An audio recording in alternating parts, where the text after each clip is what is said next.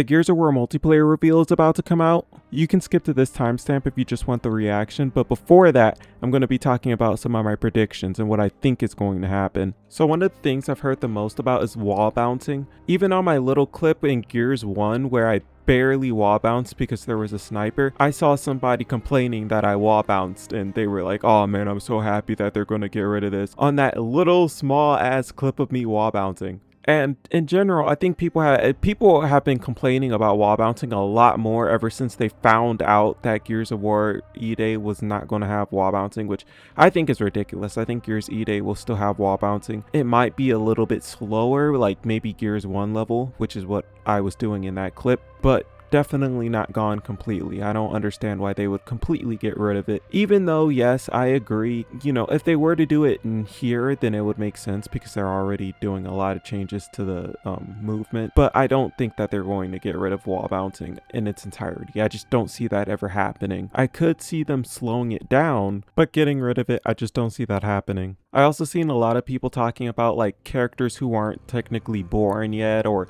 stuff like that coming to Gears E-Day as a skin. I doubt that this is going to come up, and I think like a JD or a Kate skin is like far out, but I might as well talk about it here. Why not? The Coalition never really cared about canon for multiplayer skins, nor did Epic.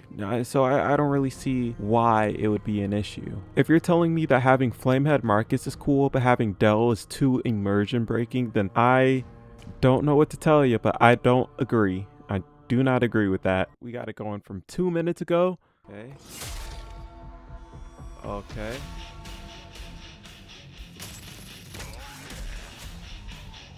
Wait. I want to go back on this. What is that? Wait. I just saw something else I wanted to see. Is this a fountain of blood or is it just... Oh no, that's just a fountain and then there's blood. Is that a, like, troika? And is that Benjamin fucking Franklin? Oh my gosh. They're cooking here. So, wait.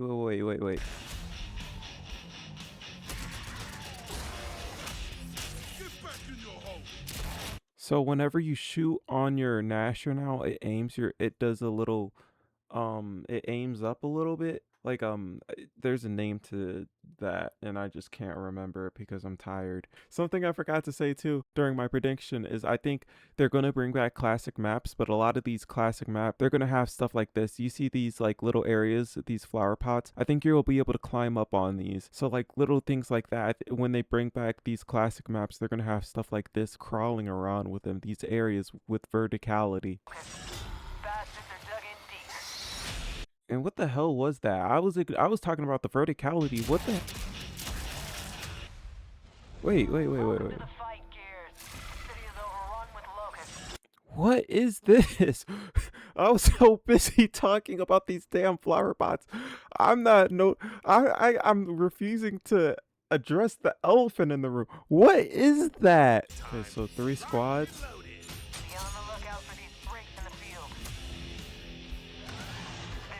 Okay.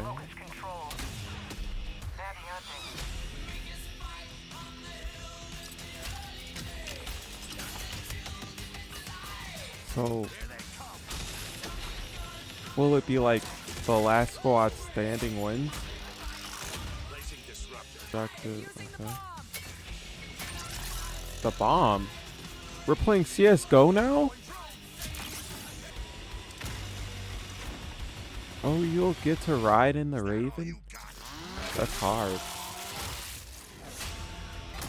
Yeah, I know people are gonna be mad about that skin. I know people are gonna be mad about this, bro. Oh, you got the...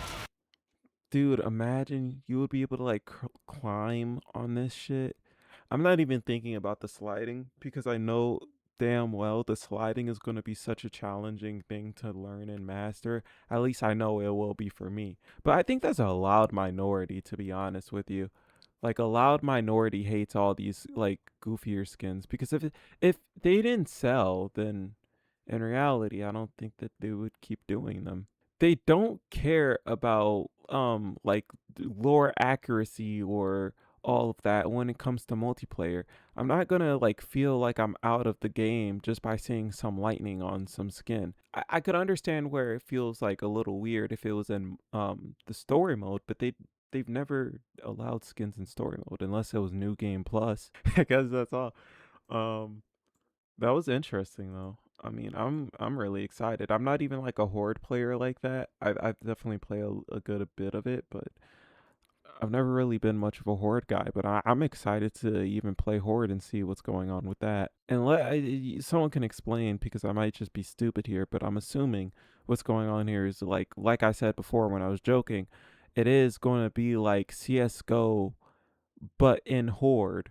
Like one team will place down a bomb and then another team will have to defuse it or something?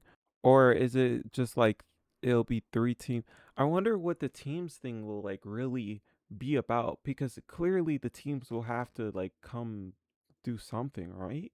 Because they wouldn't just make teams for the sake of it being a large map, right? And then none of the teams like end up fighting with each other or at least doing something with each other. Maybe they come together at the end or it's just like you're all mutuals, but you're still competing in terms of like score. I don't know. Oh, and you can see like the jumping mechanic right here, which will be really cool. So that means you can just jump around from place to place. You don't have to like run up some stairs. You could just jump around, and that means you can get to areas real quickly like this, which is really that's going to be like another layer to the game. I'm going to be playing this beta as much as I can. Oh, there's gonna be yeah. You know, it's been so long since since a beta. I forgot that there's early access beta and then they do a open beta. But yeah, I'm really excited for this. I'm gonna be grinding this early beta and the open access beta. I'm gonna be grinding all of the betas, man. And I like that they've kind of brought back this Gears 1 style text too. Well, yeah, I guess that's about it. I don't know how to end these videos, man. I really thought I was done here, but no. There is also a developer overview. React. Ah, damn, my ears. The squad is at the heart of every Gears of War experience. All right, we turned that bitch down, bro. Our players have deep connections to their own squads. I have they no tell squad. stories about lifelong friends and family. They brought back the regular health. They bring it back. Do you see this? Do you see that? You see how it's just in the middle of the screen instead of like absorbing your whole screen? Progression journey that unlock loadout weapons, armor mods, and tactical gear mods. Whoa, bitch, slow down. You have to unlock the loadout weapons? Each class has its own. I don't know how I feel about that one. There's good and bad to it. It's not locked down to a certain class anymore, which is nice. Probably a better trade-off. Why does this text look like Gears 4? Anyway, it's a better trade-off. I would rather than have to play a certain class just to get the weapons at the start, but that does kind of suck. I don't like the sound of it. It doesn't sound like a Gnasher anymore. It sounds like a different type of shotgun entirely. It seems like it's more horizontal now than before. Based off of what I can see here, I mean, it's less damage, but you can shoot a little bit faster. They may have a mod on it. I have to we'll see if they show any shotgun gameplay on the PvP. Focus on keeping your squad on their feet while under fire. Oh. Hey, look at that. We finally got the stem grenade back. Since Gears Judgment, this thing's been fighting to get into a game. So this is what I was asking about before. So it seems like you're able to help the other squads. Revives any gear, even from other squads, within range. Large COG recon devices that have been deployed around the city to scan and map out the enemy's underground tunnel network. We lose the Fabricator, which I know a lot of people didn't like the Fabricator. I enjoyed the Fabricator, but we lose the Fabricator here for something that is there in each area, which makes a lot more sense because a Fabricator. Imagine having to carry around a Fabricator with you during each one of these areas in the large map. That would be a little bit silly, but yeah. This They're works. critical to the defense of Kelowna, but have The only thing I will miss about the Fabricator is that you were able to just buy stuff off of it. I know a lot of people will disagree with me here, but being able to just buy weapons, like it's not like I was constantly buying weapons. I know people don't typically like buying weapons off of the Fabricator, but sorry, I was looking down. But just being able to like buy one set of weapons to counteract the whole weapons being attached to the class thing, that was nice. Secondary objectives are optional, but they earn in-session squad perks, boosting your squad's abilities as well as I think these are going to be really interesting. They're going to be cool, especially if you're playing with friends. You can go, oh, hey guys, let's do this objective. Let's do this objective. Or you can go, let's just do a timed run. We can skip it. But I think it might be a little bit more complicated when you're playing solo because you won't have that communication. So what's a concussion grenade? like grenades, You have incendiaries, concussions, and then you sentry actually turrets, razor you got the stem. mines. I didn't think it was a literal stem grenade. I mean, it obviously functioned as a stem grenade. I just thought it was gonna be like a thing that was only locked to that medical tier, that medic class. I didn't think it was a literal stem grenade, which hopefully means that it comes to PvP too. And then you have these bigger bosses too, and having multi squads allows the boss to be bigger. Okay, I see what they were cooking here. I see it now. I see the vision. Together to take on iconic locust creatures. Is that a deliver boom this shot? Wait, whoa, fierce whoa, whoa, whoa, feeling. whoa, whoa. Fighting That's a boom shot. The boom shot's a heavy weapon. I'm just watching this trailer, and they have laggy Wi-Fi and a pickle. While you don't technically all need to make it back to the chopper, your rewards might suffer a bit if you leave your comrades behind. Earned XP will Okay, so progress it's your like rank, escape in unlocking that kind of new way. loadout weapons, So it's mods, cool to and see a little bit of equipment. But escape most come into it. importantly, any weapon parts And that's cool too. You get to see. I'm happy to see stuff like that. You like it. They definitely added some stuff from previous Gears titles, some of the recent ones, and I feel like people don't give the more recent games credit. But to see them take all those small details from this is definitely a bit of a bigger detail, but stuff like that from the other games and implement them here, I enjoy.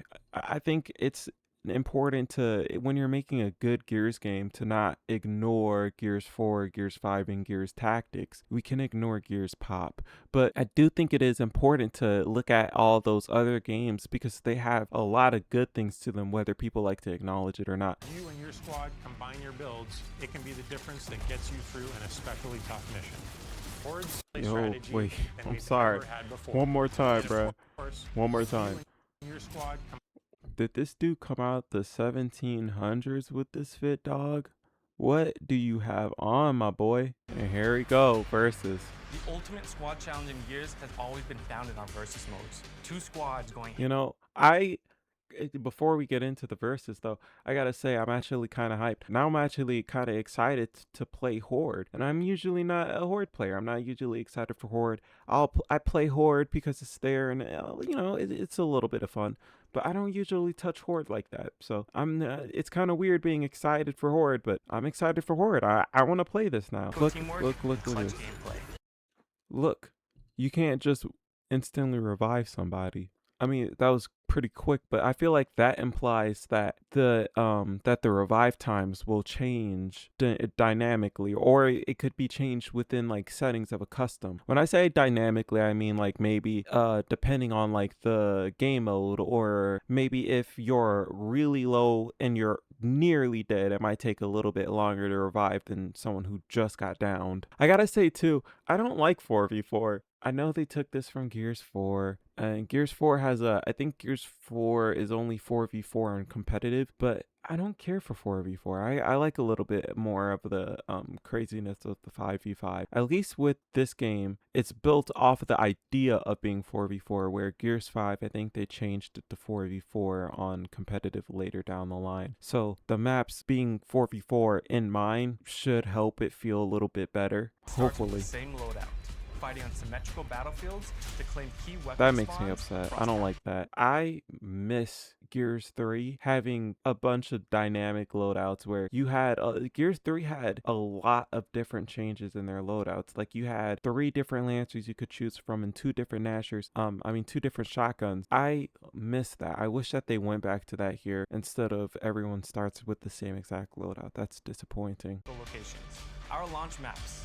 Park, Oh, that is Battleship, blood. Our launch That is blood. I'm not going crazy. Oh. Planted at one of 2 Yeah, we're of the playing opposing CS:GO, team's baby. bomb sites. This Let's is Gears go. PvP battles at their Our short bootcamp tutorial will walk you through the basics, but we've also included a combat training space where you can test out weapons, movement, and even go up against some short locust encounters to get some reps in.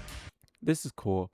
And I'm glad that they're focusing more on this. I saw a lot of people saying stuff like, oh, they really need to focus on like the new players, which I agree with. But I do think a lot of people forgot in Gears 5, there was a boot camp that you started off in. And on top of that, there's a PvP mode that just only level 30 and under players allowed in. So they were already, I could see this kind of coming because they already had a boot camp and they were already paying attention more to, even with like their tuning, people were complaining about this at launch, that they were focusing more on new players more with Gears 5. Yeah, I'm glad that they're doing that more here. And I think people, like, since the launch of Gears 5 to now, I think people are finally starting to see, like, maybe they should focus on these newer players. I can't wait until I get sent slurs for playing competitive, bro. All our character skins are based directly in the lore, themes, and events of the Gears universe. Our legendary skins are a bit more over the top, celebrating gritty and imaginative designs inspired by the vibes of our brand. When it comes to collecting and growing your own collection of customization, Yeah, I was about to say that's some bullshit. You're talking about the lore. skins are a bit more The lore. The lore of the Gears universe. Remember when Marcus became Ghost Rider? You'll unlock new items through completing seasonal and event challenges, Okay, unlocking that's good. achievements, and by earning medals from our classic medal system. I would like to complain here. I don't understand why they collect and they have the information for medals in Gears 5. And you had to go to gears5.com just to see your medals because they would, they for some reason, music menu? Hold up. You can change your music? Would I pay money for it knowing I would never use these skins? Yes, I would. Look, bro. Look. I'm dedicating my entirety of August to Gears, bro. I swear, I'm gonna lock the fuck in on this game.